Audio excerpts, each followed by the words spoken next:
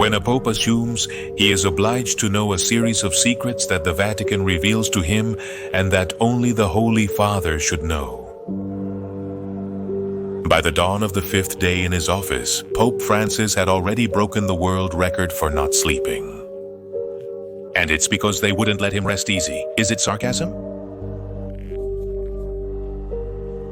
They had forced him to visit the jail on the 3rd basement, where he had to find out that the Vatican has locked up hundreds of creatures, even Count Dracula himself. And the worst part is that he later found out that Judas Iscariot is not only immortal and works for the Holy See, but he was Jesus's best friend. And that, in reality, he never betrayed him. Well, let's say he couldn't take it anymore and needed to sleep without causing a scandal about his health. Or were they afraid that he was taking refuge from some quick attack? He learned that if anything was abundant in the Vatican, it was dark secrets and paranoia about potential attacks. So he sent for Father Pomoro. The prison warden, the Vatican, asked him to allow him to spend a few hours in his 3rd basement office, where no one from above dared to go. That way he could rest. But Father Pomoro, proud that Francisco had so much trust in him, replied, "Look at your holiness. The prison guards come in and out of my office, but right there in the east wing of the 3rd basement, we have the papal room of the old Chronovisor and other inventions that we have collected from all over the world for almost 2,000 years. No one goes there since the Chronovisor stopped working in '59.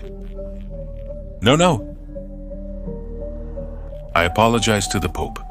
In '86, it was used again when they brought a teleporter made by some Germans, but it broke after John Paul II used it 3 or 4 times in a row. To see Poland in the Mexico World Cup, it was hilarious. He would dress up like any other Polish fan with a hat and black glasses and appear in the middle of the crowd. When Poland played Brazil in the round of 16, there were some who recognized him. They even mentioned it on a television program. And that was because the teleporter broke and didn't bring him back, and he had to take a taxi to the typical airport of John Paul, according to Sorry His Holiness. Am I boring you? Pomoro's question was due to the fact that Francisco had his mouth open and his jaw hanging in such a way that it seemed like he was yawning, but it was because he was dumbfounded. The Pope stammered.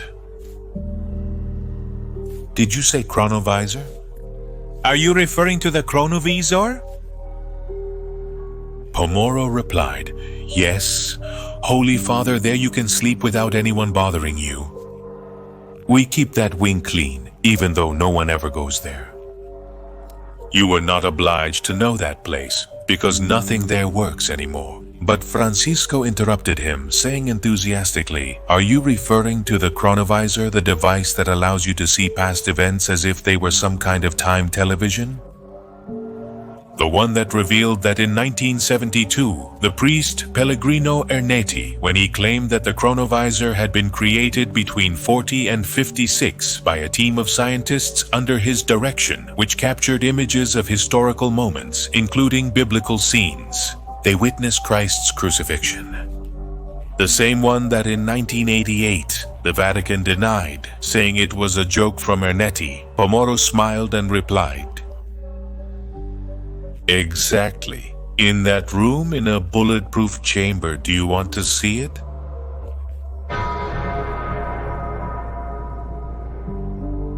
Stay with me, because I'm going to tell you what happened. How they got the Chronovisor working again. And yes, the Pope met Jesus. I promise not to let you down. Don't you dare miss the ending. You know why, don't you? Because I am the documentalist, and this is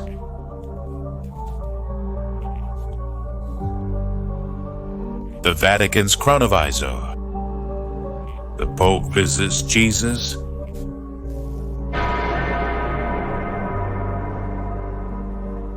As you already know, Father Ingaro, who is currently at odds with the Catholic Church.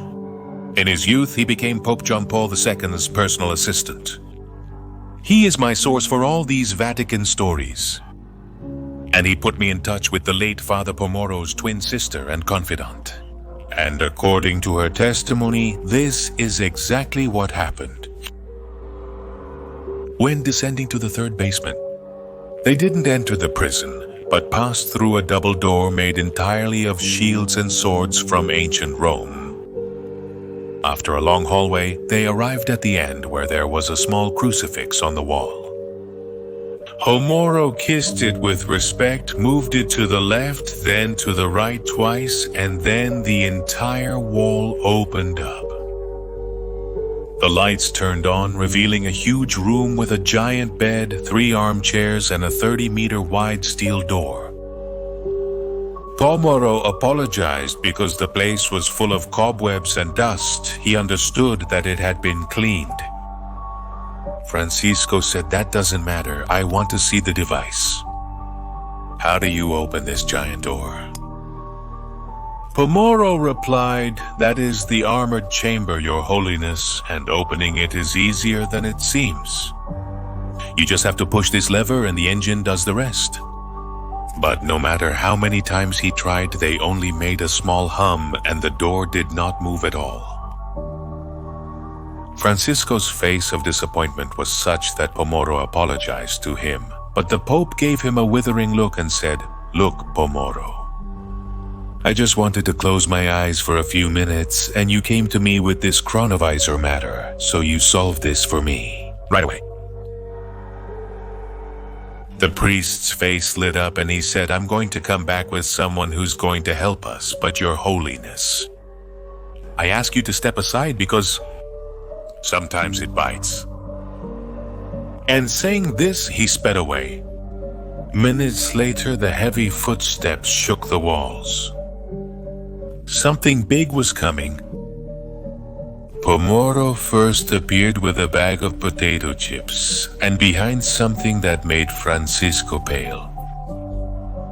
Who, trembling, asked, "What is that?" "By God and the Virgin," Pomoro replied. "He is Goliath, a cave troll, Your Holiness, not the Goliath from the Bible. But we captured him in the fjords of Norway in 1918. Of course, he's not a real man, but as his was unpronounceable, we named him that. Don't be afraid, but keep your distance. We had him locked up in the Folklore Creatures Pavilion. But a few years ago, a guard discovered that we can control him. With French fries, he tried one, and since that day he can only think about that. So he knows if he behaves well and helps us, there are many more fries for him. So he helps by carrying heavy things. And well, Goliath opens that door without tearing it off, just push it."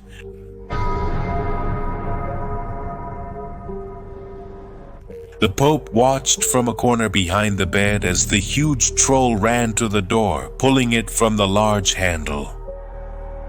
Seeing those magnificent old devices from the armored camera, his fear was taken away, and he passed by the Norwegian monster, blessing him in a hurry, and ordering that this good Christian be given all the potatoes he can eat. The troll jumped for joy, and the dust from the place flew through the air. Pomoro took him away, apologizing for Goliath's behavior. "Your Holiness, for his species, he is just a child. I'll take him, give him his reward of French fries, and I'll be right back." But the priest didn't know what was waiting for him. When he returned, he found the Pope sitting on the Chronovisor. He had plugged the enormous plug into the wall and was reading Arnett's manual and observing the 21-inch screen of that big old black and white television that was in front of the command chair. And that, in theory, is where you can see the images. A keyboard with 1,000 buttons allowed to mark dates, names, and places. But Francisco was interested in checking a kind of battery full of liquid, connected to a gigantic circuit of thick cables. Pomoro told him, "Your Holiness, that doesn't work, as I told you before, but you've seen it now." The astral projection helmet was similar to the teleporter, only it took your soul out of your body and allowed you to fly wherever you wanted. It was invented by some crazy people in California in a garage in '52. It worked, but some souls didn't come back, and Francisco didn't even hear it and just asked Pomoro, "Is there salt here?" "Yes, salt that you put on food. Stop making weird faces, Pomoro, and answer me." The father responded, "Yes, Your Holiness, surely there is some in the pantry right here next to us." Some popes spent their time here. Wait. And he brought a silver salt shaker. Francisco threw it into the battery, and satisfied, he told him, "This is full of cesium. The atomic number 55. You know I'm a chemist, right? And salt stabilizes some circuits, and I'm sure the great scientists who tried to fix this don't think. Like in Argentina, there we fix everything from a radio to a satellite with just a wire, tape, salt or sweet quince. And if all this doesn't work, we shake them until they start." Daddy added the salt. He closed the lid tightly, raised the lever that turned it on, and nothing. And then, like a good Argentine, he started to slap the battery with his open hand until big sparks flew and that thing lit up.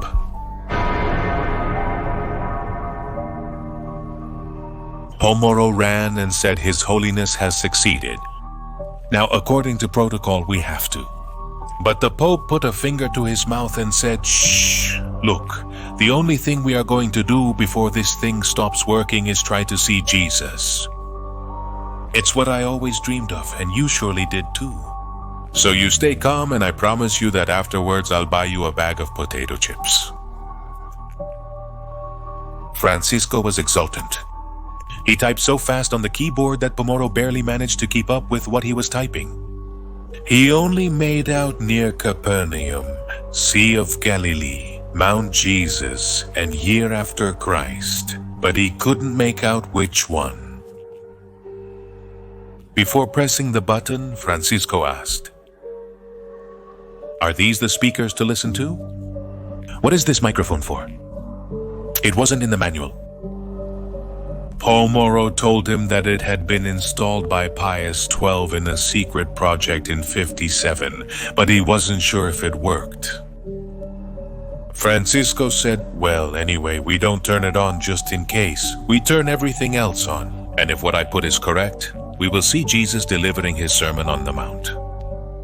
The Beatitudes, Pomoro.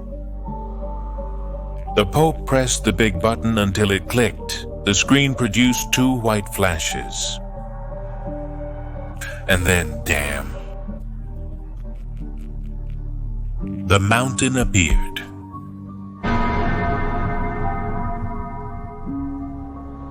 In the distance, the image of a Jesus sitting on the elevated slope could be distinguished, but through the speakers, only the murmurs of the hundreds of faithful surrounding him could be heard. Pomoro said, "That one there is our Judas. Look at him. Is he the same? I believe that small lever allows movement to any desired location, Your Holiness." The Pope moved it forward and indeed brought it to within a few centimeters of Jesus' face. In absolute silence, they saw and heard him, while they cried with emotion. Francisco finally said, "It's really beautiful, our Lord, magnificent. I studied this sermon in Aramaic. I know every word, but besides seeing it, it's magnificent to hear it." Excited, like someone watching an episode of La Rosa de Guadalupe, they closely followed every movement the wind made on their hair. Finally, the Pope was startled enthusiastically and unintentionally hit the microphone's power button, turning it on without realizing it. He said to the priest, excited, "Pomoro, pay attention as he's going to recite the Beatitudes."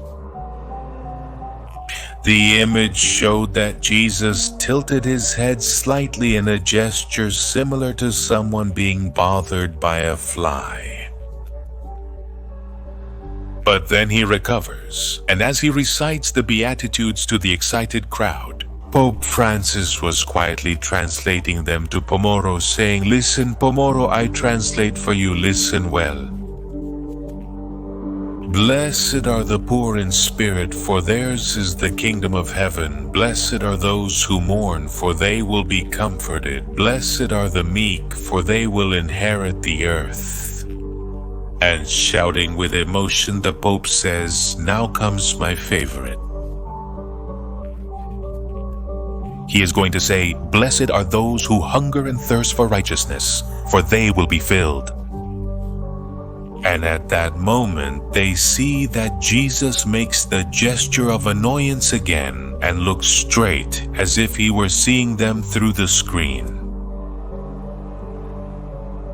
But after a few seconds of reflection, he says to the crowd,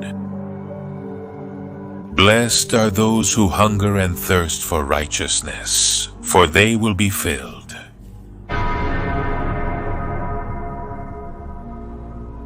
The Pope and Pomoro cry as the entire sermon is completed. Finally, after greeting the hundreds of faithful, they observe that Jesus says to a burly man, "Peter, I'm going to step away for a second towards that tree, and I wish not to be disturbed. I will be back soon, my friend." Of course, the Pope was moving the lever and was able to follow Jesus, thinking that he would go to pray, but he barely made it to the tree. And yes, you already know, don't you? But before I tell you, give me a like and comment and share. It's very important to me that you do. Anyway. And then, as soon as he got to the tree, Christ looked at them directly with a stern expression on his face, making it clear that he had noticed they were spying on him. Although he finally smiled and said "I" in perfect Spanish, as if he were Argentine. I don't know who you are yet because I prefer you to introduce yourself, but I must tell you, whoever you are, that you didn't stop talking while I was giving the sermon. But I noticed that you are a man of faith, and I must thank you. Because I was about to say, "Blessed are those who are hungry, for they will be fed." But you shout in my ear, "Blessed are those who hunger and thirst for righteousness, for they will be satisfied." And the truth is that this hunger and thirst for justice seemed much better to me. Francisco was trembling like a child who was scolded on his first day of school, but he composed himself, and into the microphone he said, "I am Pope Francisco of your church, my lady, the one Peter was the first pope of."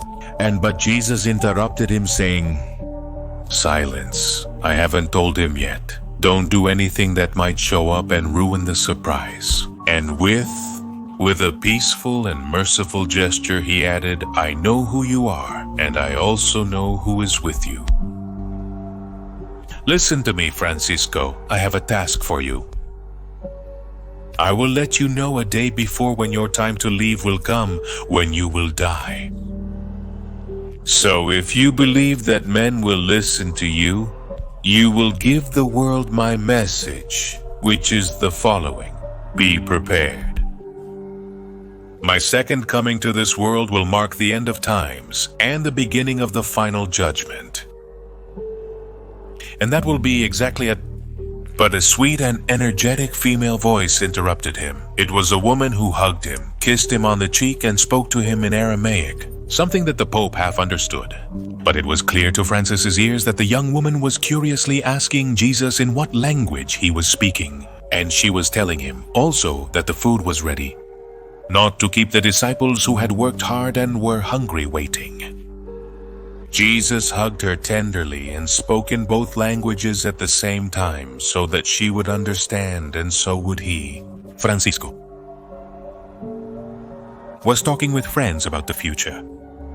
But you speak the truth, as always, that it's not good to have them in the distress of hunger after this exhausting day, and immediately, as soon as I say goodbye to them, but stay with me.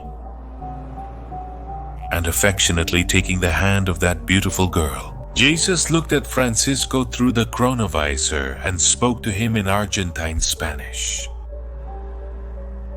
She is Mary Magdalene, my beloved wife, and I must obey her compassion. Always be like her, seek to help, love, and serve without expecting rewards or recognition. Goodbye, my friends.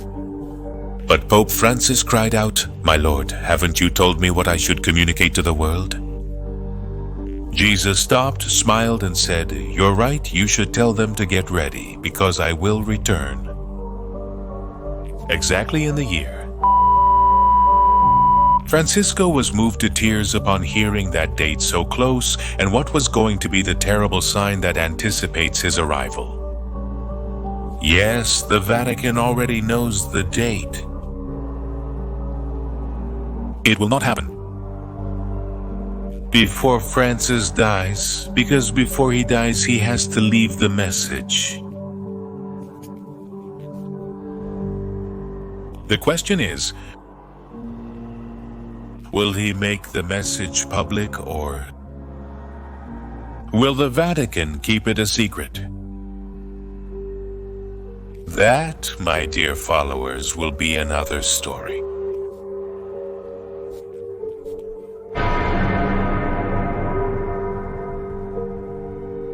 I am the documentarian, and this was the Chronovisor. The Pope visits Jesus. Behind columns and endless prayers, there are voices that scream what I did not hear. Blood seals in vaults, 1,000 broken codices, pacts to come.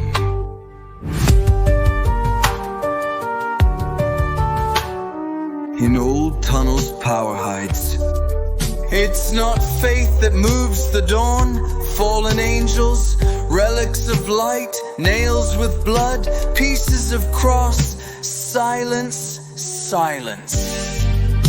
No one will tell you what's under Rome won't be told. Secrets, secrets, no one will tell you. The Hermetic Vatican keeps its evil.